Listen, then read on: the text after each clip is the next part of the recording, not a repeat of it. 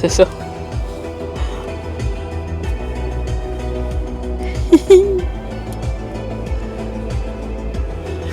Excited. First industry party for Shinji. Yay! Yay! Shinji's first industry party. Huzzah. Tanoshimi? Tanoshimi?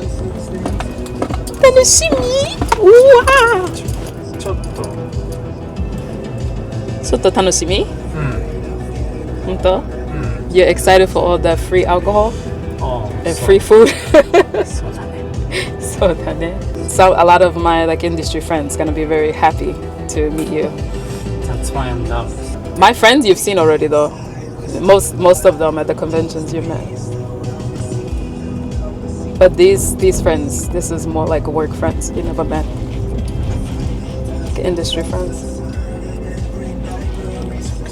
So yo. 頑張ってくださいね。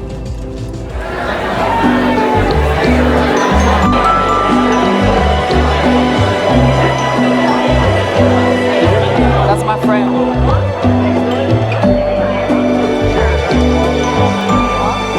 It's too late. I missed the moment.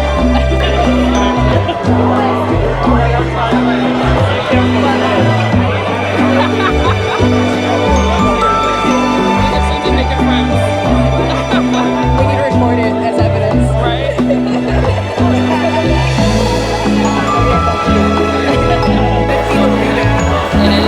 It's so good, and it has like a built-in gimbal. That's it. Which is nice.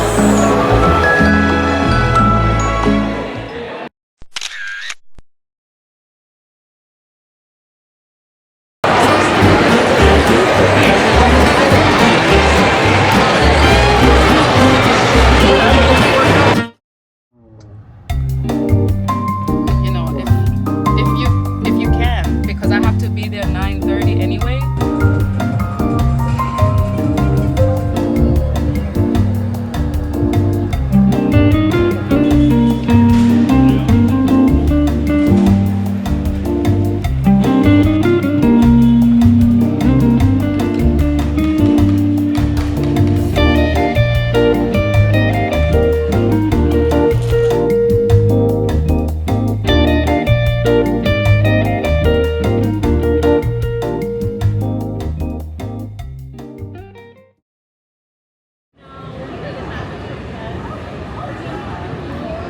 Thank God, because I have to pee. Also, I'm vlogging. Come see the vlog. You're what? Hello. Oh, you're vlogging. Yeah. Got you. Come to the vlog. You're in it now. I'm in it. Just wave. Hello. So discreet, right? I love it. Yeah, I didn't even notice that. Exactly. I love You it. gotta head out. Do you want me to send you the character ref or display it or? Are you gonna be able to just stay here? Because I don't have my phone with me. I'm sure. Can I look at it on your phone? Yes. I never leave the house without it. What? Oh, sweet. The biggest money making you can like. Well, their parents. Yeah. I made this.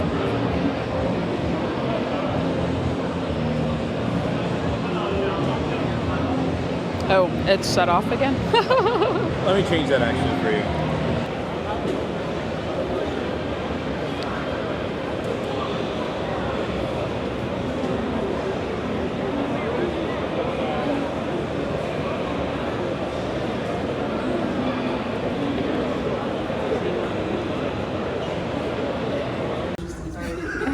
My name is DJ Morami. I'm a horror manga artist and illustrator, mostly independent. Thank you.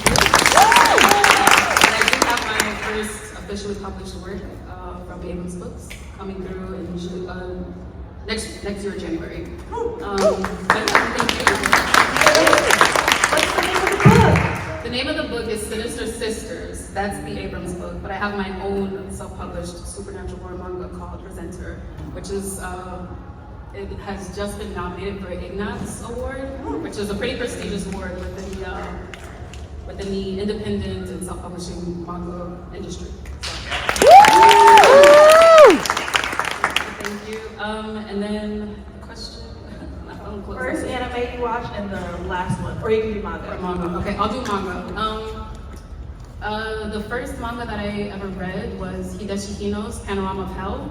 Y'all search that up right now. I don't know if you got the Wi-Fi to do it, but Panorama of Hell, Hideshi Hino, 7 years old, was the gnarliest horror manga I've ever read in my life. It still affects me. Subtle flex, Hideshi Hino and I are friends on Twitter. So. And then, let's see, the most recent manga that I have read is Search and Destroy by, what is this man's name? Sorry, I'm running on like 3 hours of sleep. Search and Destroy by, we'll get back to that. I'll pop that in later. Atsushi Kaneko? Thank you. Atsushi Kaneko, points to you. Thank you. I had to meet my panel mates in person, and like we had to discuss the panel and all these other things, and they had never heard of me, but obviously I had heard of them. So as a result of that panel, that particular Anime NYC, every convention, every big convention, there's an industry party where all the industry people come, they chill. It's sponsored by this company, that company, whoever is in charge for that year. And I went to my first party, and that's where I met Zeno. I don't know if he remembers, but Shout out to Zeno. shout out to Zeno. Thanks for coming. And I went to my first industry party, and that's when I realized, like, okay, we have an opportunity to do something here. We have to either like take it and run with it, or just fall back completely, because this is like the big leagues right now.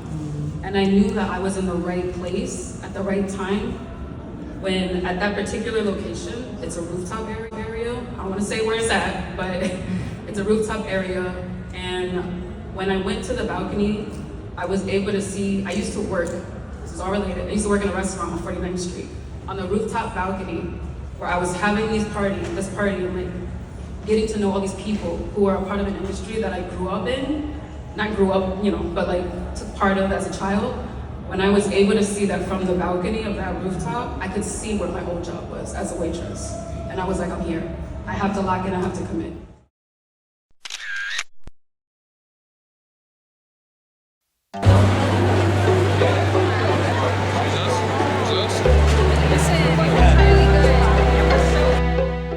I did not tell you the order. It's okay. It's all right. So my first question for you, Gigi, as I have some of your work and your products here.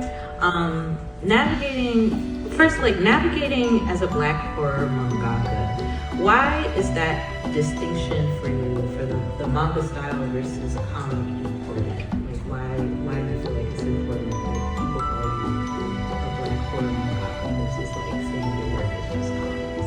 That's a good question. And I think a lot of people are wondering that, but I'm maybe not like that bold enough to ask me straight up.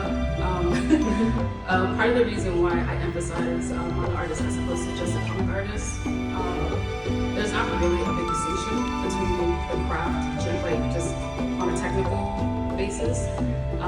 But the reason why I make this distinction is because I grew up with manga. I didn't grow up with comics. Typically for American comics, like superhero stuff, and even with like independent works, there's usually somebody that kind of puts you on, usually like an uncle or like a brother or somebody, a dad. I come from a family that's majority women, and they didn't read comics. So the only thing that I gravitated to, that I was able to like connect to it at my library actually, and through friends, was with manga. I had comic book shops like in my neighborhood, but I was too nervous to go in there. I didn't feel like, I don't know if like other people can like relate, but I didn't really feel comfortable in that space. Yeah, like welcome in this space. So, but I was always okay at the library, and I would borrow like manga from my friends and stuff like that. And that's since I was 7, I've been reading manga, so that's why I made that decision. Being someone who like gothic clothing and all this stuff. They used to call me La Rara, like the weird one. And that hurt, So, Bit of Black horror renaissance where there are, it's really exciting where there are a lot of Black creators across literature and film and television that are really finally getting their due in the genre. So my question for you is, how do you see Presenter fitting into this new wave of Black horror? Ooh, that feels like pressure. I think I would hope that Presenter fits snugly into this space. There have been a lot of like really amazing Black horror works out there. Not so much that I've seen in Manga comics, but definitely I'm thinking number one film, especially as somebody who's like a film buff. But like, I don't know. I would hope that Presenter is influential to the readers. I would hope that like, regardless of like who the reader is, that they can see themselves in Jackie and like kind of vibe with the story, and like it makes them think about like morality in a way that maybe they hadn't considered before. And just like on a fun side of things, I would hope that like Presenter could be like a live action TV show or something on Netflix. That would be like a limited amazing. series, or 12 episode thing. I don't know. But yeah, I'm very proud of this story. I'm looking forward to the future with Presenter, and I do chat in the DMs with Monkey Paw Productions, so okay, take it easy. Nobody said nothing. We just be chatting. Jordan needs to hit you up. But he do need to hit me. Jordan, please call me. But yeah, if that would be a thing, if that, throwing that in the universe, if that could happen, I would trust that he could do something like treat Presenter well in that, and as an adaptation in that space. Like even talking about it makes me excited. Just imagine. I just got to see the set of Nope, like part of it. We did the Universal Studios. Physically seen it? Yeah, Oh, like the okay. Universal Studios studio launch where we were just in California, and it was just so cool to see like Jupiter's movie. Yeah, and it has the like big. It had the big Jupiter, the big glow on Jupiter. It made the weird alien motion sound. Oh no, that's uncomfortable. See, I feel like the Monkey Paw production of Presenter could really be unsettling. Could you imagine? I can imagine it. And I also have to mention that Gigi is tabling here at this house. Go to her table. Check what booth number is it? Or it's like in the artist alley. I'm in the artist alley at table T32. Y'all that got me in the back in the Rosa Parks section. Please come to see me. I have a huge orange neon sign, so come all the way back. You won't miss me. Go check out Presenter. Constantly trying to get the newest, hottest, shiniest thing pushed on us. I think there's like so much value in looking at old work. I'm constantly finding inspiration in like old Chinese literature. I took like a Chinese literature class on.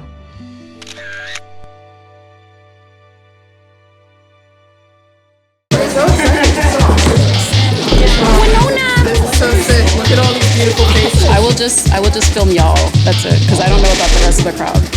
Call Ken. Oh, hell yeah. Look at all this. Ken.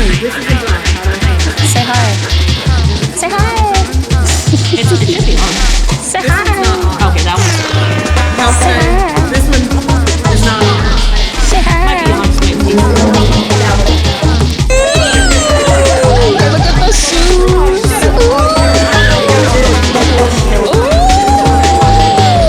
Look at the shoes. You see this old camera? It's so nostalgic, right? It reminds me of a Vivid Car.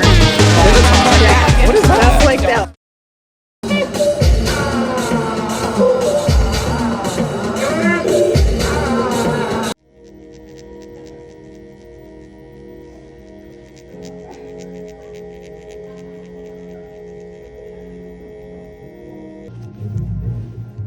Very nice.